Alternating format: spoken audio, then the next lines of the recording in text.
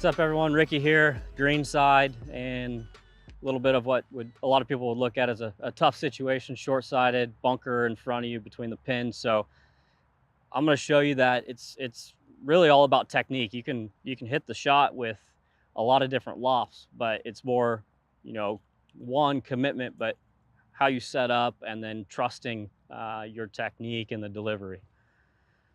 So we're going red here. Go red, yeah, start there. So the obvious choice here, short-sided. You got 60, go right? straight to 60. Yeah. So decent lie, good contact, and pitch it just on the green. So spot chipping or literally just feel it? I'm like a combo. Okay. Obviously picking a spot that I want to land it in. Yeah. But from there, it's a little bit more feel. I'm not, Getting oh, fixated on it. I need to take this to a certain spot. Okay.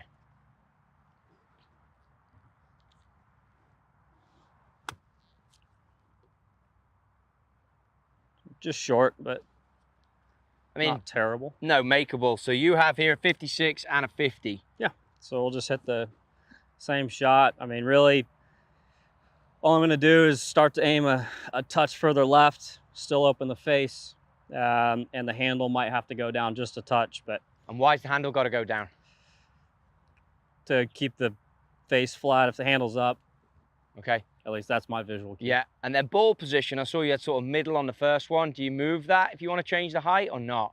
It's still going to be similar position. I think the biggest thing is just the handle going down, because obviously it starts to get Yeah. a little too flat there, or upright.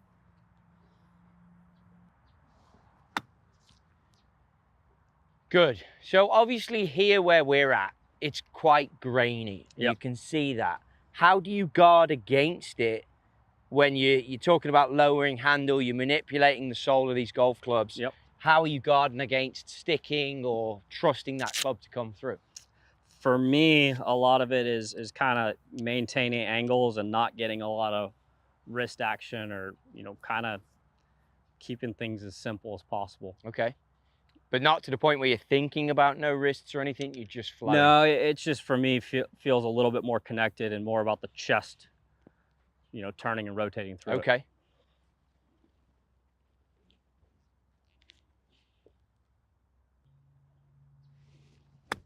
It's good there.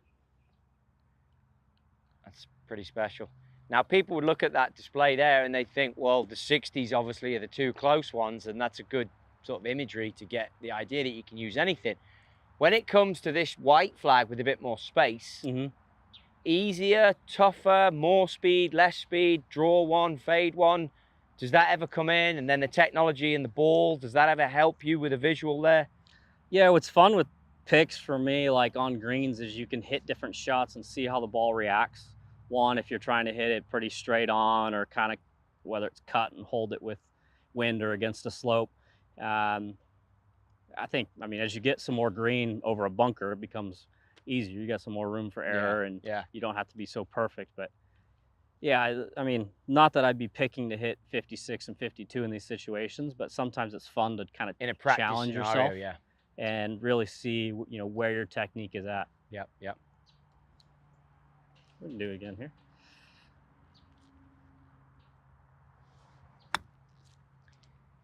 So all the strikes on these are good. How do we as amateurs try and get our strike to be this consistent? It's tough to even tell that you've even been here. I know you just stood on that one, but once it's tough to tell. So how do we work on that? You've said body release, body rotation. Anything else that's a key thought? Weight staying consistent. Kind of wherever you set it and get centered on the ball.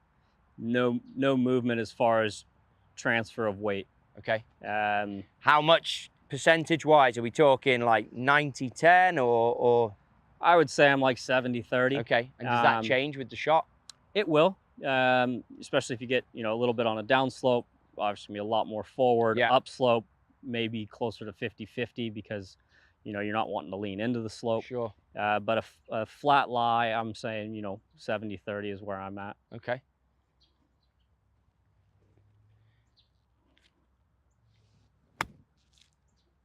And then this lie, when you've got, if anything, the slope is coming this way, you'll start to work a bit more weight onto the back foot. Yep. Yeah, here, let's see, we'll just go for fun. It's not great around here now. So a decent amount of grass behind it now. But yeah, a slight upslope. I'm gonna be, if I'm trying to hit a shot a little bit up in the air, it's gonna be closer to 50-50. Um, have some green here, so I have the option to, take 60 and try and catch more of the back of the ball. So I think this is pretty easy for you. Yep. If it changes and it goes into that stuff, Yep. what different thoughts do we have there? For me, now we're going to kind of a cross of bringing in some bunker technique, open the face. So we're not going to be able to spin this ball. So we got to use, trajectory and some height to stop the ball. So ball's going to be forward, weight's going to be a little forward, and then got to use the speed. One of the big things is just the speed staying consistent, no decel, but also not trying to accelerate into it. And the transition, do you ever think about that? You have a nice do you ever just try and keep it? Yeah, it's really whatever speed you're going back, and then that same, Okay. for me, an analogy is if anyone's ever fly fished, um, I mean, if they've done it, they understand it, but just the 1 and 2, keeping it Almost consistent. having a little lag where you change direction. Yeah, give it it feels like a pause. Yeah. Not many people actually pause in their swing, but it's going to feel like there's a slight pause Yeah. to go back.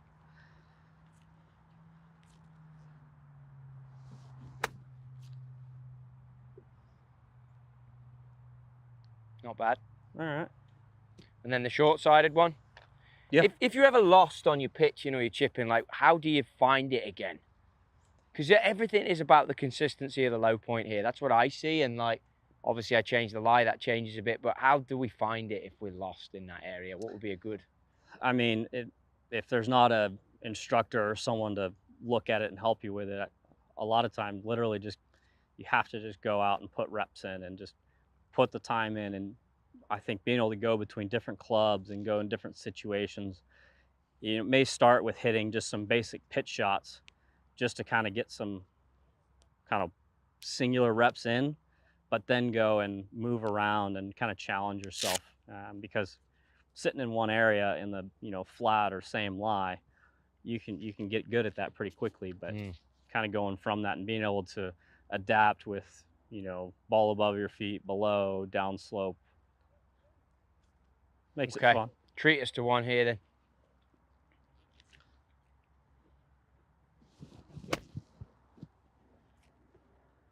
It's good. It's good. Always good to watch you hit some of the tough ones. Well, that's fun.